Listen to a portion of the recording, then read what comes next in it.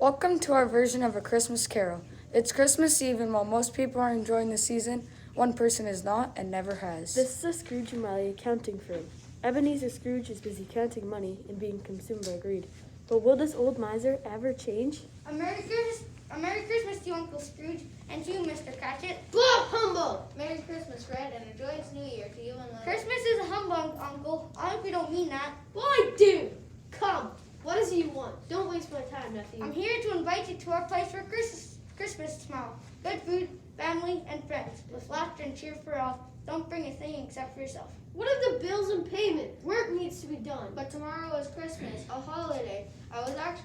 Only a few corner stores will be open. I was actually hoping to spend the day at home with my family. See, nephew, now look what you've done. Christmas Day off, well, it's a dock day of pay. And you better be here all the earlier on the 26th. Well, Merry Christmas, and Uncle, even if you don't feel the same, I wish you Merry Christmas as well. Merry Christmas, Fred. Bah! We'll keep a space for you at the table if you change your mind. Scrooge and Marley's, I believe. Have I the pleasure of speaking to Mr. Scrooge or Mr. Marley? Marley's dead. 7 years tonight. What is it you want? Mr. Scrooge, during the festive season of the year. It's winter! It's miserable and cold. Get on with it. Yes, it's cold. All the more reason for our visit at this time of year. It is more important to help out our common man with food, warmth, clothes, and shelter. Are there churches still in operation? There are. I'm glad to hear it. From what you said, I was afraid someone stopped their operations. Christians here is bountiful at this time of year, but not everyone is able to help. So can you see why we need to rely on the kindness of many people? So what can I put you down for? Nothing. You wish to be anonymous? I wish to be left alone. Use the churches. But what of the sick and bedridden that can't get to the churches? If they're that sick, they should just die. Decrease the population. Mr. Scrooge! Good day! Cratchit, latch the door. We've had enough interruptions today. Parties and charity, bah humbug! Well, sir, it's almost closing time. Leaving early today and a day off tomorrow? Fine. Fine, go, but I'll see you here on the 26th early to make up for lost time. Yes, sir. Thank you, sir. And Mary, I'll see you on the 26th. On his way home, Scrooge encountered carolers, children playing in the streets, and people out buying last-minute gifts for loved ones. But he thought about the money he wouldn't be making during a day off. Another thing that did creep into his mind, Marley, his business partner and the closest thing he's had to a friend in decades. Was this really 7 years ago? Has it been that long, Scrooge thought? As Scrooge readied himself for bed, he heard a strange sound. A haunting sound, something he'd become all too familiar with on this night. Who's there? Just the wind, of course. It's not the wind, Ebenezer. It's your old pal, Marley. But you're dead.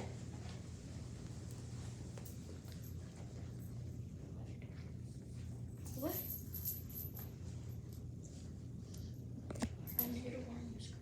I'm here to warn you, Scrooge. Warn me of what? Stock markets? Are there economic troubles ahead? Scrooge, money should be the least of your concerns. And you see how greed has got me chained up and burdened for life, forever. And you're making yourself and heavier and heavier and chains, heavier chains and longer. A life wasted in pursuit of money. I wouldn't say wasted. Wasted! Scrooge. You'll be visited by 3 spirits. 3? Couldn't we just get this done now? I'm a quick study. Scrooge, you need to learn of your errors and the errors of your ways and and before it's too late for me, you have a chance of Ebenezer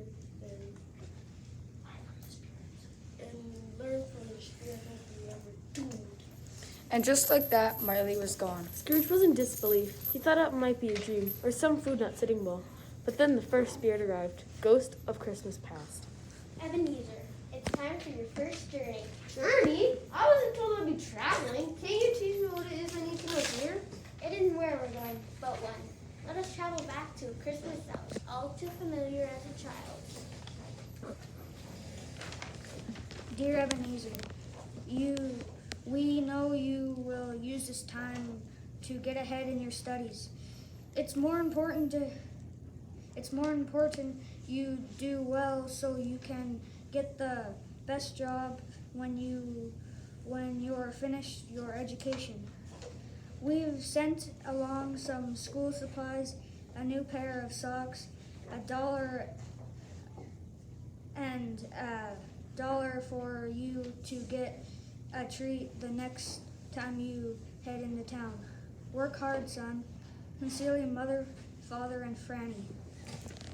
Such a sad time to be alone, Ebenezer. I wasn't alone. I had my books, my studies, and of course, headmaster and his family. They stay on campus. Mother and father knew the value of good education. Maybe the first time or two, but the extra time did help me get ahead in my studies. I finished topping my class and retired quickly after. Ah, yes, your first employer. Let us travel there now.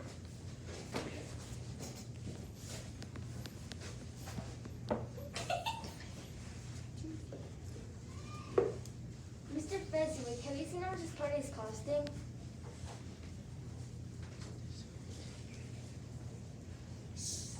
Mr. Scrooge, it's Christmas. Mr. Scrooge, it's Christmas. My employees work hard for me all year. This is the year I give back to them. It's a party. Enjoy yourself. But if you just cut back on. Cut back on nothing. We've had a good year, Ebenezer. I see a young woman over there that might just dance if you ask her to. Work will still be here after the holidays. I'll not hear any more of it. He was a good boss, fair but too generous. And who's that? That you're talking to? Clara, as I live and breathe. Would you like to dance, Ebenezer? I'm not the one who's danced, but I'd be happy to keep you company. That'd be delightful, Ebenezer. You look quite handsome tonight. As do you. I mean, not handsome, but lovely. Whatever became of this young romance? We had been engaged, but she broke off the engagement. Why, Scrooge? Why did you do that? Spirit, I'm ready to go home. I've learned enough. Take me home. But why did she break off the engagement, Scrooge? She said I love money more than I loved anything else, including her. And that, Scrooge, is your first lesson. You will be visited by two more spirits. Learn from them. As the ghost of Christmas past left, Scrooge was overwhelmed with emotions he had buried for so long, sadness and loss underneath a mountain of greed. It wasn't long until he found himself in the presence of the ghost of Christmas present. Ebenezer, come here and get to know me better, man. Spirit, I do feel I've learned a lot already, and I'm changed. I'd like to enjoy a pleasant sleep if it isn't too much to ask you, kind spirit. Not where it's always good at closing the Scrooge, but it ain't that easy. And with that, the spirit whisked Scrooge into the home of his nephew, where he was celebrating the holidays with family and friends. We are so blessed to have people near and dear to both of us here, but I do wish. We wish his greedy old uncle would spend the holidays with us. Scrooge? Here? It makes me shiver just thinking about it. He's not so bad. No, he's worse. We've invited him for years. He never comes. He never even attended our wedding. Fred, he didn't even go to your mother's or his own sister's funeral. With Mom being gone, he's my only relative. I'll keep inviting him. I only want to get to know him better. Enough about Scrooge. We have plenty of friends here that deserve our attention. Cheers. Cheers. Next, we're going to an underpaid and overworked man and his family. What a sad description. Do I know such a man? It's the home of your employee, Bob Cratchit. Underpaid, overworked? I take offense to that. I pay Bob very well. Perhaps if he lived alone, both a wife and 3 children, one who is very sick, his pay is never enough. Surely it can't be that bad. Hurry up, children. Your father and Tim will be back from evening mass soon. We want this house clean and ready for supper. Yes, Mom. It's been taking longer for Father to walk home lately. I think carrying Tim home from church is getting harder on him. They're back, Mom. Mama. It smells delicious in here. Okay, Tim, go wash up for supper. How was church this evening? He is so positive and would give all that he has to help others. He's coughing more, Bob. His medicine is just too expensive. Have you spoken to Mr. Scrooge about a raise? I'll bring it up in the new year. He's not the most giving around the holidays. He's never generous. He's rude, grumpy, despicable old man. 7 years you worked with him without a single raise. I know, but I can't lose this job. Come on, children, let's sit down for supper. This looks amazing, Mother. A Christmas feast. We are truly blessed. Let's say grace and dig in. I'm starving. A feast? There's hardly anything here. Of course the children are starving. Cratcher must be spending his money poorly. All the money he makes goes to his family. There are times he goes without a meal himself so he can feed his children first. And soon he'll have one less mouth to feed, like you said, with the decrease in the population. Spirit, this is not my fault. I can't be to blame for the sick. Thank you for our friends, our family, and all that we have. And to Mr. Scrooge, provider of our feast. Huh, provider indeed. Yeah, he is awful. What a creep. And to Mr. Scrooge, may he have a wonderful holiday. Amen. Amen. What a sweet boy. Is his future so certain? Without significant change, there will be an empty seat at the table next year. Oh, Spirit, say it isn't so. And as quickly as the spirit came, she vanished. There is only one spirit remaining. But this was the one Scrooge was most afraid of. Oh, Spirit, you are the one I've been dreading. Are you going to show me the Christmases that are yet to come? Show me what it is you think I need to see, but please, be kind.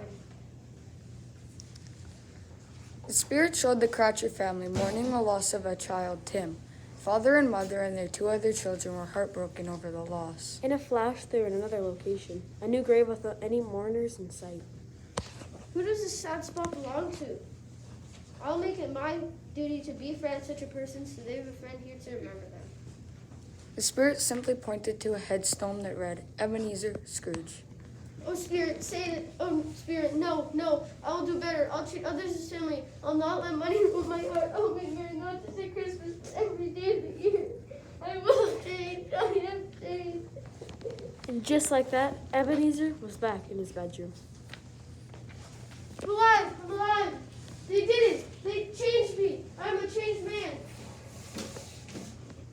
You there. What day is it? Christmas, I say. I will be. Do you know if the turkey in the corner store is still for sale? The one as big as me? Terrific. Go buy for me. Here's enough for the bird and for delivery. Do you know the Cratchit's home? Yes.